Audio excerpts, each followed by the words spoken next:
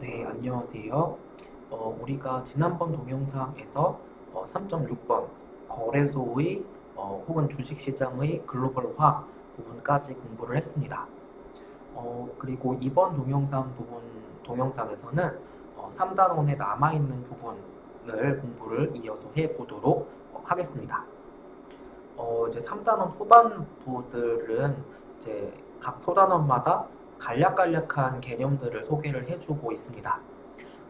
우선 첫 번째로 3.7번 부분에서는 이제 우리가 주식이나 채권을 거래를 할 때에 수반되는 어떤 거래 수수료, 아니면 뭐 세금이 될 수도 있고, 그래서 그러한 거를 그냥 수수료라고 폭넓게 얘기를 하면, 그 수수료에 대해서 이야기를 하고 있습니다.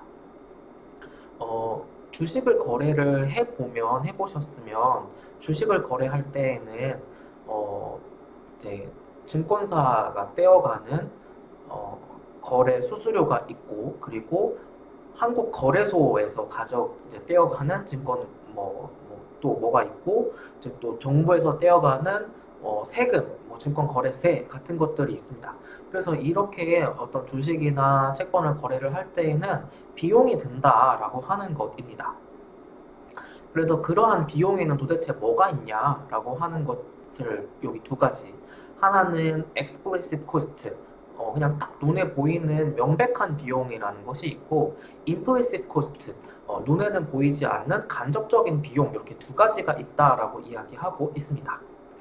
즉 여기 그냥 딱 명백한 명시적 비용은 그냥 주식 거래할 때 들어가는 수수료들, 뭐 세금 뭐 어쩌고 저쩌고 다 포함해서 들어가는 수수료들, 이렇게 브로커리지 커미션이라고 나와 있죠. 그래서 대표적으로 증권사에게 내가 지급하는 수수료 같은 거가 있습니다.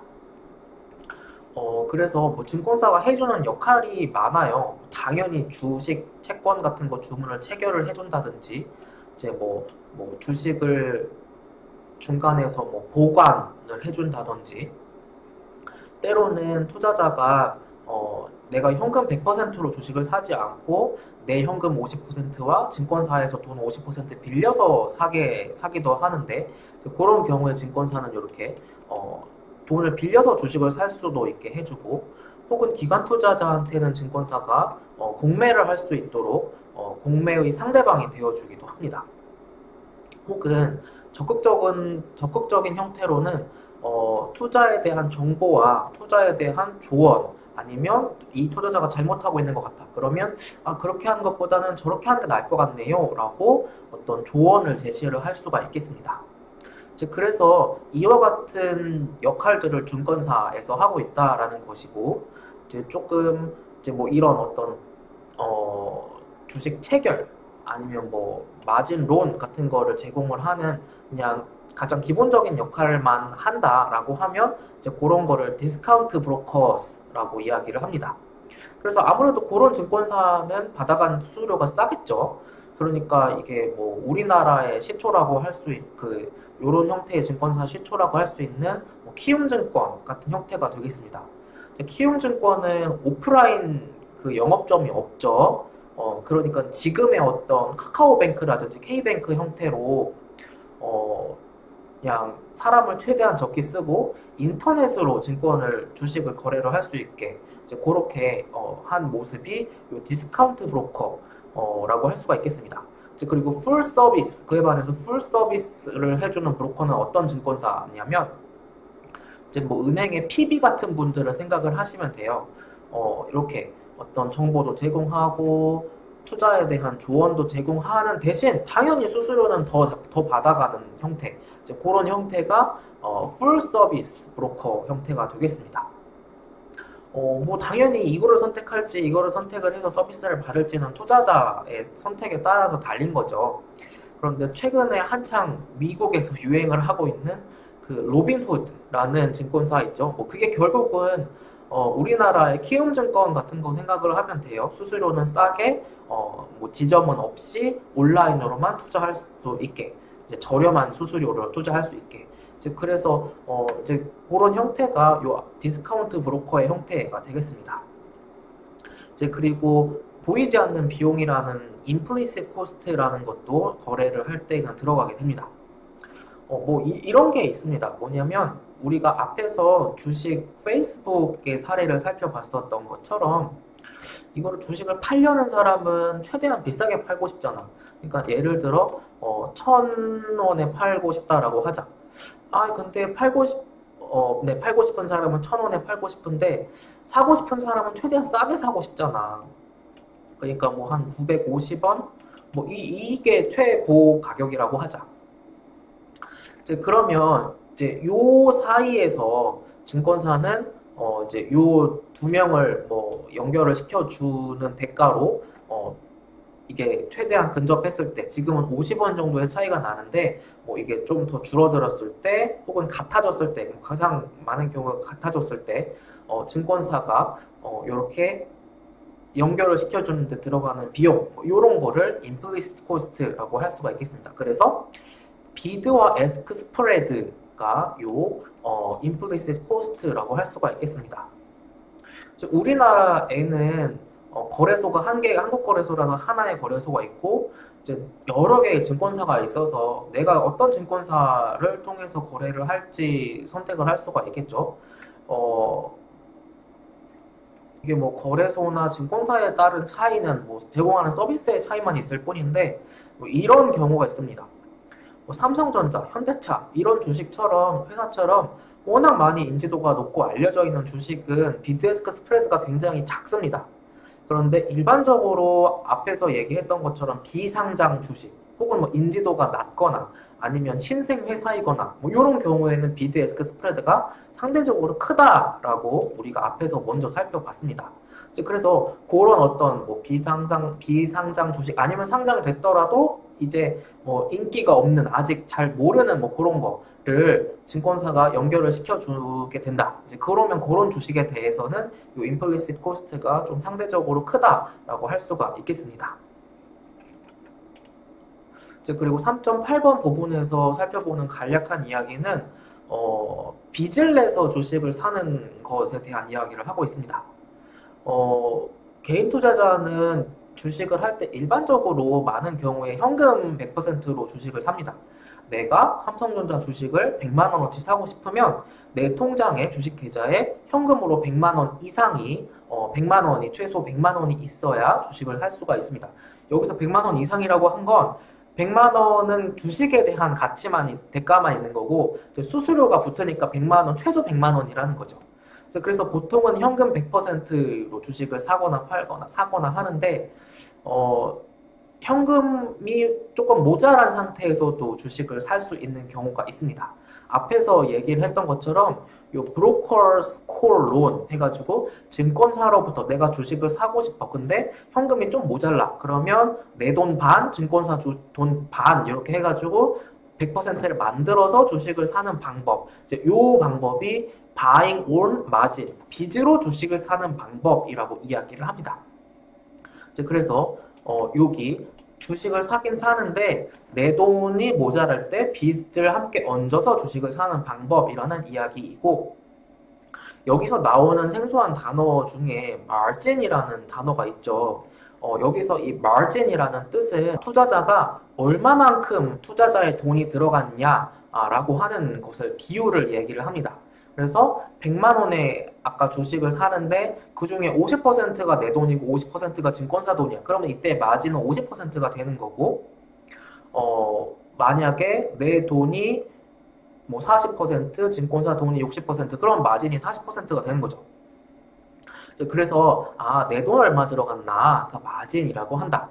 그런데 요즘같이 돈 빌리는 이자가 굉장히 싼 경우 그런데 이거는 거의 내가 99.9% 확신할 수 있어. 뭔가 그런 어떤 확신을 할 수 있다라고 치자. 그래서 저 주식은 지금 10,000원인데 얼마 안 가서 지금 주당 2만 원 될 거야. 확실해. 그걸 내가 알아. 이거는 거의 확실해. 그러면 아니 내가 가진 현금 100%뭐 100만 원이라고 쳐. 그럼 100만 원만 투자하는 것보다는 지금 돈 빌리는 이자도 싼데 100만 원 플러스 100만 원 돈 더 빌려가지고 싼 이자니까 200만 원 만들어서 투자해서 그거 배된 다음에 이제 증권사한테 이자 갚고도 훨씬 남는 거니까 사람들이 요런 어떤 빚을 가지고 주식을 투자를 하는 경우가 있는 거죠. 그런데 이게 조금 위험한 측면이 있다 보니까 이렇게 미국의 중앙은행인 페드에서도 이렇게 buying on margin 하는 방법을 제한을 하고 있습니다. 뭐냐면 지금 보통의 경우 이렇게 initial margin requirement라고 해서 일반적인 주식은 미국의 경우에는 아무리 네가 최대한 주식 살 때 빚 내더라도 50%는 네 돈 넣어라. 최소 50%는 네 돈 넣어라. 라고 미국에서는 규정을 하고 있습니다. 우리나라에서는 이게 조금 다르긴 한데 60% 정도? 그래서 최소 너는 네 돈은 60% 정도는 들어가라. 나머지 40%까지만 빚내서 투자할 수 있다. 라는 규제를 하고 있습니다. 왜 그러냐면 내가 기대했던 것처럼 주식 가격이 또 빚내서 투자했는데 주식 가격이 잘 올라주면 이제 그거 팔아서 차익 가지고 빚 갚고 은행 그 증권사한테 빚 갚고 할 수 있는데 그 반대의 상황이 문제가 되는 거죠. 빚을 엄청 냈어. 내가 투자를 했어. 근데 그 주식이 반토막이 났네? 3분의 1 토막이 났네? 그러면은 당장 이거는 증권사한테 이자 어떻게 내? 그런 어떤 위험이 있기 때문에 이렇게 아예 이니셜 마진 리콰이어먼트를 50%라고 설정을 해둔 거라고 이해를 하시면 되겠습니다. 이제 그리고 나오는 요 메인터넌스 마진이라고 하는 건 뭐냐면 여기 위에서 이니셜이라는 뜻은 최초의 우리가 너 이름 영어 이니셜 뭐야? 라고 할 때 그러니까 첫 글자 따는 거를 이니셜이라고 하잖아요. 그래서 영어 단어 이니셜이라는 건 형용사로 최초의라는 뜻이 있습니다. 그래서 초기에 너는 최소한 50%는 네 돈 넣어야 된다라는 게 이니셜 마진 리콰이어먼트고 메인터넌스 마진이라고 하는 거는 뭐냐면 투자자가 돈을 빌려서 투자를 했어. 최소 자기 돈 50%를 넣어서 투자를 했어. 근데 아시겠지만 장이 열려있는 상태에서는 주식 가격이 시시각각으로 변하잖아요. 매 초마다. 그런데 이게 어쩌다가 일시적으로 주식 가격이 급락했어. 그러면은 이제 따져보면 결국 이게 내 마진이 50% 밑으로 떨어지는 순간이 올 수가 있잖아요. 일시적으로. 이제 그런 순간에 증권사는 투자자한테 돈 빌려서 빚내서 투자한 투자자한테 이렇게 마진 콜이라는 걸 합니다. 뭐 일종의 전화 아니면은 뭐 문자를 보내는 거죠.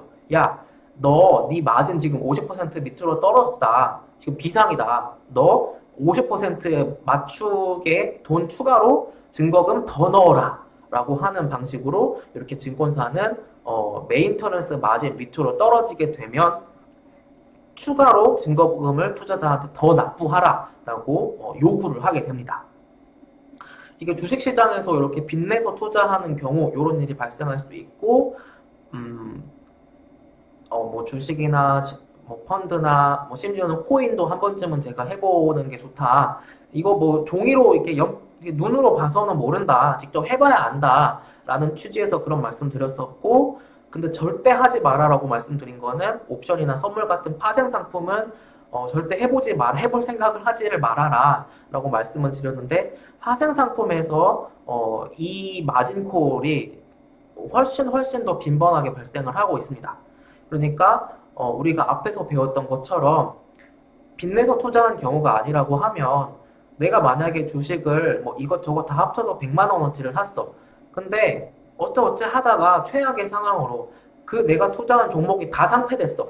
그러면 나는 최악으로 아무리 나빠도 100만 원만 날리는 거죠. 그런데 내가 이렇게 빚내서 투자했어. 아니면 내가 파생상품 투자했어. 그러면 100만 원보다 더 이게 손실을 보는 경우가 그냥 일반적으로 발생을 합니다. 이제 그런 게 다 이 마진콜이 발생하기 때문입니다. 그래서 우리가 요 3.8번 부분에서는 마진콜이라고 buying on margin이라고 하는 것에 대해서 살펴보았습니다. 이제 여기에서 마진이라고 하는 거를 우리나라에서는 증거금이라고 번역을 합니다. 이제 그리고 3.9번 부분에서는 이제 요즘에 한창 논란이 되고 있는 뭐 미국에서도 우리나라에서도 논란이 되고 있는 이 숏세일, 공매도라는 것입니다. 이제 공매도라고 하는 거는 뭐냐면 주식이 떨어질 거를 예상하는 투자자가 주로 이 공매도를 하게 됩니다. 뭐 이렇게 예시를 생각을 해보시면 공매도 진짜 별거 아닙니다. 그냥 개념은 딱 이래요. 뭐냐면 지금 주식이 100만 원이야. 100만 원이야. 그러면 이 주식이 내가 주식이 없는데 주식이 없지만 빌려와서 팔아. 그러면은 이 투자자한테는 100만 원 주식 어쨌든 주식이 없는데 팔았으니까 증권사로부터 빌려와서 팔았으니까 나한테 그 주식에 대한 대가인 100만 원이 들어오게 되는 거예요. 내 계좌에 현금 100만 원이 딱 찍힙니다. 쉽게 이해를 하면. 이제 그러다가 이 한 주당 100만 원이던 주식 가격이 90만 원 됐어. 80만 원 됐어. 그래서 80만 원으로 떨어졌어. 그리고 내가 이 주식을 빌렸으니까 언젠가는 갚아야 될 거잖아. 돈 빌렸다가 갚아야 되는 것처럼. 그런데 지금 나중에 봤더니 내가 그 주식 증권사한테 이제 갚아야 되는데 얼마라고? 내가 시장에서 얼마에 살 수 있다고? 80만 원에 살 수 있다고. 그래서 80만 원에 내가 시장에서 사다가 증권사한테 넘기는 거야. 그 주식 나는 그 삼성전자 한 주, 뭐 10주 이렇게만 그냥 넘기면 되는 거지. 내가 이거를 얼마에 사서 얼마인지는 관계가 없어요. 나는 그냥 그 내가 어느 회사 주식 몇 주 빌렸는지가 중요한 거야. 그래서 그거만 딱 맞춰서 갚으면 돼. 그러면 나는 지금 뭐 당연히 이거 지금 여기서는 또 증권사한테 중간에서 내는 수수료, 이자가 있는데, 이제 그거가 없다고 가정하면 나는 최대 이 공매도를 통해서 얼마를 그냥 꽁으로 얻은 거야? 20만 원을 그냥 꽁으로 번 거야. 주가가 떨어지는 과정에서, 주가가 떨어질 거라는 거에 베팅을 해서, 이제 요게 공매도라는 것이 되겠습니다. 그래서 보통의 경우에는 이 공매도가 아닌 경우, 그냥 보통의 일반적인 투자의 경우에는 내가 주식이 없는 상태에서 주식을 돈 주고 사고 그 주식을 갖고 있다가 이제 이 주식 가격이 뭐 오르기를 기대를 하고 사는 건데, 올랐다고 치자. 그러면 오른 상태에서 주식을 갖고 있으니까 내가 파는 거죠. 이제 그게 일반적인 투자의 방법이에요. 모든 일반적인 뭐 이렇게 주식이 됐든 채권이 됐든. 근데 이 숏세일이라고 하는 거는 내가 지금 주식이 없어. 근데 빌려와서 팔아. 그러면 나한테 그 주식 지금 그 돈이 들어오죠. 그리고 나중에 그 주식을 이제 빌린 대가를 갚아. 그러면 여기서 중간에 한 10원 정도의 수수료 낸다 치자. 그러면 이게 얼마야? 19만 990원을 내가 얻는 거잖아. 그러니까 이게 주식을 떨어지는 과정에서 내가 주식이 없는데 이익을 얻을 수 있는 방법이라는 거가 되겠습니다. 이제 그렇다 보니까 이제 생각을 하실 수가 있겠죠. 뭐냐면 이 공매도를 하려고 하는 투자자들, 주로 기관 투자자들이 이런 걸 하는데, 공매도는 언제 하려고 해? 주가가 떨어질 거라는 확신이 굉장히 들 때, 혹은 경제가 전반적으로 안 좋을 때, 요럴 때 숏세일을 기관 투자자가 많이 하게 됩니다. 갑자기 어떤 대기업의 CEO가 교통사고가 났다. 아니면 뭐 갑자기 어디에 테러가 나가지고 그 회사 공장 뭐 있던 게 뭐 폭발했다. 그래서 당분간 물건 못 만든다. 뭐 그런 일이 발생하면 바로 숏세일 들어갑니다. 이제 그러한 게 요 공매도라고 하는 것이고, 아무래도 이 공매도라는 제도가 있으면 안 그래도 경제가 안 좋아서 전반적으로 주식이 떨어지는데, 이제 공매도 세력 때문에 또 더 주식이 떨어지는 그런 악순환이 불러오기도 합니다.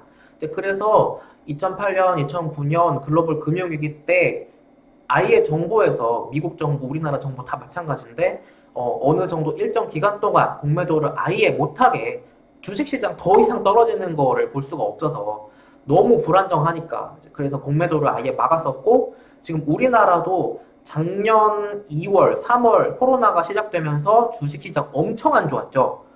그때부터 공매도 금지되어 있고, 지금 우리나라 지금 공매도 재개하냐 마냐 가지고 굉장히 논란이 되고 있습니다.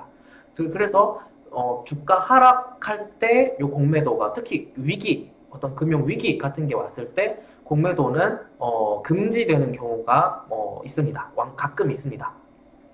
그래서 다시 어떤 메커니즘으로 돌아가는 거다? 주식을 빌려가지고 증권사한테서 빌려서 나중에 갚는 거다. 이제 그래서 여기서 나중에 시장에서 사다가 갚는 방식. 그래서 나중에 이거를 다 갚아서 내가 가지고 있던 투자 포지션을 끝내면 이제 공매도 포지션을 아예 내가 청산을 했다라고 하면 이렇게 숏했던 포지션을 커버 쳤다. 이제 갚았다, 막았다, 끝냈다라고 해서 영어로는 커버링 더 숏 포지션을 해서 다 끝냈다라고 이야기를 합니다. 그냥 일반적으로 주식을 투자하는 경우와 지금 우리가 막 살펴본 공매도를 통해서 주식을 어떤 거래를 하는 경우에 캐시플로우, 현금 흐름이 어떻게 되나를 한번 살펴보면 다 여기 지금 우리가 일반적으로 투자를 한다라고 하면 내가 주식을 사기 위해서 그만큼의 현금이 나갑니다. 100%의 현금이 나갑니다. 그러면 내가 주식을 갖고 있으면 내가 즉 주식에서 디비던드 만약에 그 회사가 단기 순이익이 잘 나와서 이익이 나서 투자자에게 배당금, 디비던드를 주기로 하면 나는 배당금을 받을 수가 있는 거고 또 내가 주식을 한 주당 10,000원에 샀는데 20,000원이 됐어. 그러면 나 한 주당 10,000원씩 차익 얻잖아요. 그래서 내가 주식을 파는 과정에서 또 이익을 얻습니다. 그래서 요게 내가 0시점에서 주식을 사서 1시점에서 주식을 판다라고 하면 주식을 팔 때에는 그때의 주식 가격 플러스 배당금이 나한테 들어오게 되는 거죠. 그러면 이게 뭐 당연히 프로핏이 될 수도 있고 로스 혹은 손실이 될 수도 있는데 내가 배당금 받은 거 플러스 주식 판 거 가격 빼기 내가 주식 사는데 투자하는데 들어간 가격만큼이 내가 프로핏으로 얻게 되는 거죠. 그런데 이게 공매도의 경우에는 현금 흐름이 거꾸로 나. 내가 주식이 없는 상태에서 빌려서 판다라고 했죠. 이제 그러면은 내가 판 대가로 나한테 돈이 지금 들어와 나한테. 이제 그러고 나중에 내가 시장에서 주식을 사서 갚는다라고 했죠. 이제 그리고 내가 지금 주식을 빌려와 있는 상태이기 때문에 내가 나중에 갚을 때 배당금도 같이 갚아야 됩니다. 그래서 요거 나중에 갚을 때 이렇게 엔딩 프라이스 그때의 주식 가격과 디비던드까지 합친 거를 내가 갚게 되는 거죠. 그래서 내가 최초에 요만큼 샀는데 요렇게 팔았어 라고 했을 때 만약에 이거 내가 100에 샀는데 이제 이것저것 다 해도 90으로 다 갚을 수 있었어. 그러면 내가 여기서 그냥 나는 주식이 떨어지는 과정에서 10을 프로핏으로 얻은 거죠. 요게 숏세일, 공매도를 줄여서 그냥 공매라고 더 많이 부르거든요. 그래서 요 숏세일의 캐시플로우 형태라고 할 수가 있겠습니다. 네, 그래서 우리가 요 3.9에서는 간략하게 이렇게 숏세일이라고 하는 것을 살펴봤고요. 이제 마지막으로 3.10에서 간략하게 주식, 채권과 같은 증권시장에 대해 적용되는 규제가 어떤 것이 있는지에 대해서 살펴보는 시간을 갖도록 하겠습니다. 이제 이게 미국 이제 원서 교과서다 보니까 아무래도 이제 군데에서 다 미국의 사례 아니면 미국의 어떤 케이스를 가지고 얘기를 하고 있습니다. 이제 그래서 미국에서 증권시장의 경우에는 1933년에 요 Securities Act 생겼고 34년에 Securities Exchange Act 무슨 액트라고 하는 건 영어에서 무슨 법, 무슨 규정을 이야기를 합니다. 그래서 이렇게 1930년대부터 어떤 주식 채권 거래에 대한 규정이 생겼다. 이제 그리고 여기 1970년에 생긴 거는 뭐냐면 우리나라에도 예금보험 제도라는 게 있잖아요. 그래서 금융기관당 그 금융기관, 뭐 은행이라고 치자 쉽게 그 은행이 망하더라도 내가 그 은행에 갖고 있던 돈 최대 원리금 합쳐서 5천만 원까지 우리나라의 경우에는 5천만 원까지 한해서 그 금융기관이 망하더라도 내 돈은 예금보험공사 정부기관인 예금보험공사를 통해서 보호받을 수 있는 거. 내가 무조건 받을 수 있는 게 예금보험, 예금자 보험 제도입니다. 근데 사실 그게 미국에서 제일 먼저 생겼거든요. 근데 그게 은행에 대해서는 그렇게 예금자 보험 제도라고 하는 거고, 여기 Securities Investor Protection Act라고 하는 거는 내가 어떤 증권사를 통해서 내가 어떤 그 주식을 샀어. 근데 갑자기 어느 날 그 은행이 망하는 것처럼 증권사도 망할 수가 있겠죠. 그러면은 내 주식 없어지는 거 아니야? 이제 그런 거를 보호하기 위해서 이제 은행에 대해서는 예금자 보호 제도가 있는 것처럼 예금 적금에 대해서 예금자 보호 제도가 있는 것처럼 만든 게 요 SIP 법이 되겠습니다. 이제 그리고 요 블루스카이 러우스라고 하는 거는 이제 우리나라는 이제 좀 뭐냐 나라 규모가 작으니까 뭐 이게 뭐 지 자체별로 규정이 뭐 크게 다른 부분이 그렇게 많지는 않은데 미국은 주별로 굉장히 다른 법 체계를 갖고 있잖아요. 그래서 요렇게 굉장히 주마다 주식이나 채권에 대한 어떤 규정이 달랐다가 이제 그걸 어떤 통일하는 과정에서 나온 것이 요 블루스카이 법이라고 합니다. 그래서 뭐 34년에는 이 법이 있었고 34년에는 요 법이 생겼고 뭐 70년 뭐 이게 71년이 아니다 70년이다 이런 거를 시험에서 절대 묻지 않으니까 아 요런 게 있으면서 지금의 주식시장 채권시장 그러니까 통틀어서 증권시장으로 이렇게 발전을 했구나라고 알 수가 있겠습니다. 이제 그리고 여기 3.10번 부분에서는 이렇게 셀프 레귤레이션부터 시작을 해서 한 세 가지 정도에 대한 어떤 레귤레이션, 규제, 체계를 살펴봅니다. 이제 첫 번째는 셀프 레귤레이션이라고 하는 것입니다. 이제 말 그대로 스스로 이제 규제를 하는 거예요. 스스로 잘하는 거예요. 사기를 안 치고 스스로.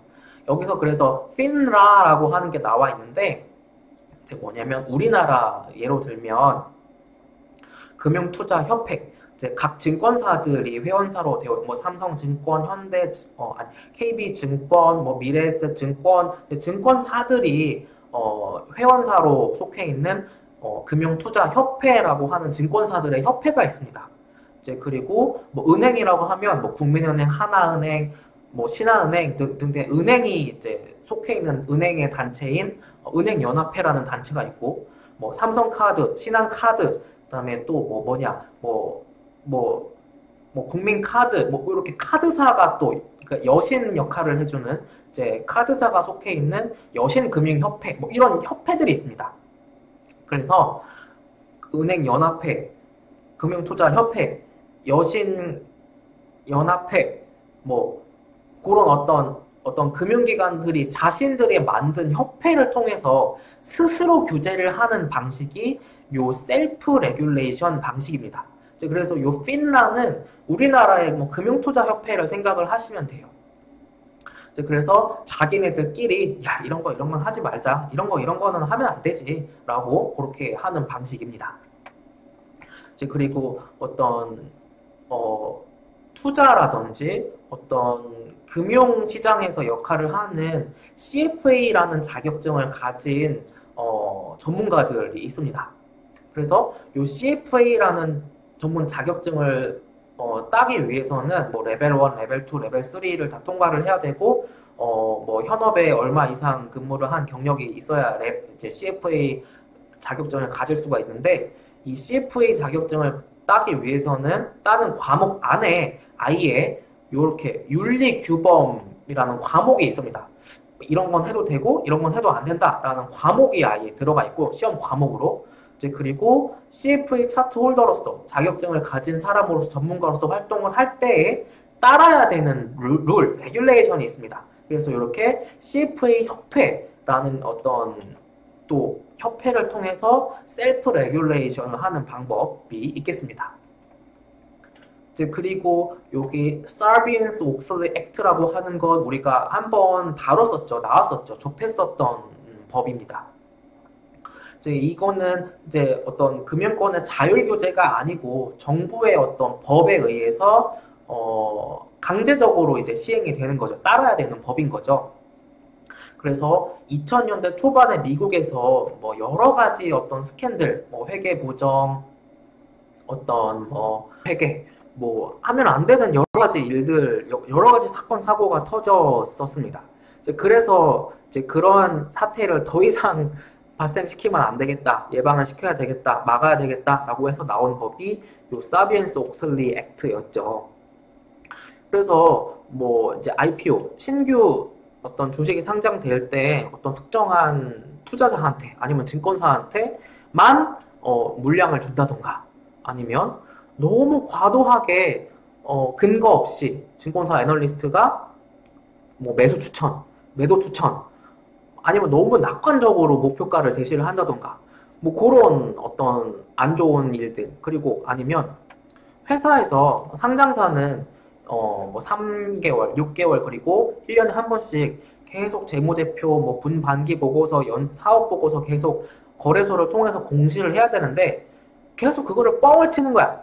매출이 뭐 1,000원이 났는데 2,000원 났다고 뻥을 친다던가, 분식회계를 한다던가, 뭐 그런 어떤 이런 나쁜 일들이 자꾸 벌어지다 보니까 요 사비엔스 옥텔리 액트라는 거를 통해서 이런 거를 못하게 막은 거죠. 그러면 당연한 건데 당연히 하면 안 되는 것들이었는데, 그래서 이러한 것들을 막기 위해서 뭐 요 PCAOB라는 요 보드, 어떤 기구, 뭐 관리 감독하는 기구를 만들기도 했고, 이사회 내에서 어떤 독립적으로 재무적인, 그 회사의 재무적인 측면에 대해서 자문을 할 수 있는 전문가가 선임이 되도록 강제를 한다든지, 그 회사의 CEO나 CFO가 그 회사에서 만드는, 발표하는 재무제표는 이거는 거짓이 없고 사실임을 내가 보증한다, 책임지게 그렇게 책임지게 만든다든지, 이제 그리고 또 그 어떤 회계법인, 세무법인은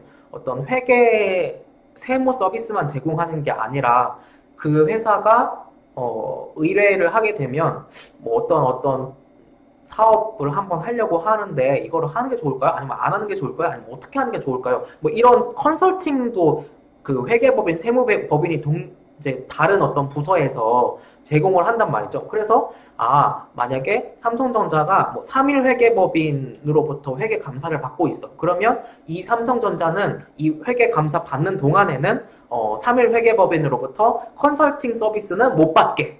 왜? 그래서 이해 충돌이 발생하지 않게, 당연히 이제 그 동일한 회사가 이제 재무제표 감사도 나오고 컨설팅도 같은 회사가 제공을 한다라고 하면 당연히 이 회계법인 입장에서 봤을 때는 자기 돈 주는 고객인데 재무제표를 좋게 꾸며줄 수밖에 없는 거지. 이제 그런 어떤 유혹이 발생하기 때문에 아예 그런 유혹이 발생 안 하게, 그래서 뭐 요런 수단들을 만든 게 사비엔스 옥틀리 액트다라고 하는 것입니다. 이제 그리고 마지막으로 규제에서 나오는 세 번째가 요 인사이더 트레이딩. 우리나라 말로 하면 내부 정보를 이용한 어떤 투자 같은 것이 되겠습니다. 이제 그래서 이게 불법이죠. 내부 정보를 이용해서 투자를 하는 거는 불법입니다. 그러니까 공개되지 않은 미공개 정보를 이용해서 투자를 하면 안 되는 거를 막는 거죠. 그러니까 내부 정보로 투자를 못하게 하는 거죠. 이런 어떤 회사의 내부 정보를 잘 알 수밖에 없죠. 뭐 CEO나 그 회사 CFO나 뭐 이사회 구성원이라던가 뭐 대주주라던가 아니면 그 회사의 어떤 고위직에 있다던가. 즉 그러면 그런 사람들은 그 어떤 회사가 신제품을 낸다, 아니면 이게 대박이 날 거다 라고 하는 거를 미리 아니까 주식을 미리 사놨다가 이 신제품 대박 터지고, 뭐 아니면 뭐가 대박 잘 됐어. 그럼 주가가 확 오르겠지? 그때 팔아. 요렇게 하는 짓을 못하게 막는다는 거죠. 즉 그래서 요러한 것을 못하게 하는 방식이 이렇게 내부 정보를 이용해서 투자를 하는 것을 막는 것이 되겠습니다. 그 회사의 어떤 고위직 임원 아니면 뭐 대주주의 경우에는 자기 회사, 그 자기가 근무하고 있는 회사의 주식을 사고 팔고 할 때 뭐 이러한 것에 대해서 SEC, 우리나라 말로 하면 한국거래소, 뭐 금융감독원 뭐 이런 데에 보고를 해야 됩니다. 무조건. 이렇게 되는 게 이제 내부 정보를 이용한 투자를 불법적인 거를 못하도록 하기 위한 어떤 규제책이라고 할 수가 있겠습니다. 이렇게 내부 정보를 이용을 해서 투자를 하는 경우가 있습니다. 그래서 뭐 불법적으로 이렇게 내부 정보를 이용해서 투자를 했다가 뭐 사법적으로 형사 처벌을 받게 되었다. 뭐 그런 어떤 뭐 뉴스들이 가끔 나오는 게, 이게 하면 안 되는데 인간인지라 이 내부 정보를 이용을 해서 투자를 불법인데 가끔 이제 한다라는 것입니다. 그래서 이제 내부 정보를 이용해서 투자를 하고 있다라는 거를 이제 그렇게 내부 정보를 이용해서 투자한 사람으로 이제 범죄로 그렇게 처벌을 받는 사람들이 계속 있거든. 그래서 이 내부 정보를 이용한 투자가 이거 하면 안 되는데 이게 이제 이루어지고 있구나라는 것에 대한 첫 번째 증거고, 이제 두 번째 증거는 어느 순간부터 갑자기 그 회사 주가가 오르기 시작합니다. 이제 회사 밖에 있는 사람들이 봤을 때는 아니, 저 회사가 뭐 조만간 신제품을 발표한다고도 발표한 게 없고, 뭐 아니면은 유명한 뭐 CEO를 영입한다는 뉴스도 없었고, 아니면 뭐 저 회사가 다른 회사를 인수합병한다는 소식도 없었고, 아니면은 뭐 저 회사의 어떤 미국의 어떤 큰 뭐 예를 들어 뭐 베조프, 아마존의 베조프, 아니면 뭐 일론 머스크라고 하자. 뭐 그런 사람이 어떤 거액을 투자하기로 한다라는 소식도 없었고 한데 저 회사 주식 가격 왜 갑자기 오르는 거지? 아무 이유를 모르겠는데 오르는 경우가 있다라는 거죠. 즉 그게 어떤 내부자 정보를 미리 알고 주식을 사면서 수요와 공급에 의해서 공급은 그대로인데 주식을 사려는 수요가 많으니 주식 가격이 갑자기 오르는 경우가 있다라는 거죠. 이제 그게 두 번째 증거라는 거고, 세 번째 증거는 그래서 실제로 내부자 정보를 이용해서 투자한 사람들, 물론 그게 불법이긴 한데, 그래서 이렇게 나중에 가가지고 그 사람들이 얼마의 투자 수익을 얻었나 봤더니 내부자 정보를 이용하지 않고 합법적으로 투자해야 한 사람들의 수익보다 내부자 정보 이용해서 투자한 사람들의 수익이 좀 더 높더라는 거죠. 비정상적으로. 그러니까 뭐 오차를 감안한 것보다도 훨씬 더 높다라는 거죠. 즉 그런 어떤 요런 증거들이 현실에서는 그럼에도 불구하고 요런 불법적인 내부자 정보를 이용한 투자가 이루어지고 있다라는 거에 대한 증거가 되겠습니다. 네, 그래서 우리가 이렇게 3.10번까지 주식, 채권을 비롯한 증권이 어떻게 거래되고 그 거래되는 뭐 거래 메커니즘이라든지 여러 가지 관련된 개념들에 대해서 살펴보았습니다. 이제 항상 말씀을 드리는 게, 뭐 어떤 구체적인 수치, 뭐 몇 퍼센트, 뭐 요런 거에 이제 집착을 하시기보다는, 이거는 요런 의미구나, 이거는 요런 의미구나, 라고 중요한 개념에 대해서 잘 숙지를 하는 것이 훨씬 중요하다라고 계속 말씀을 드립니다.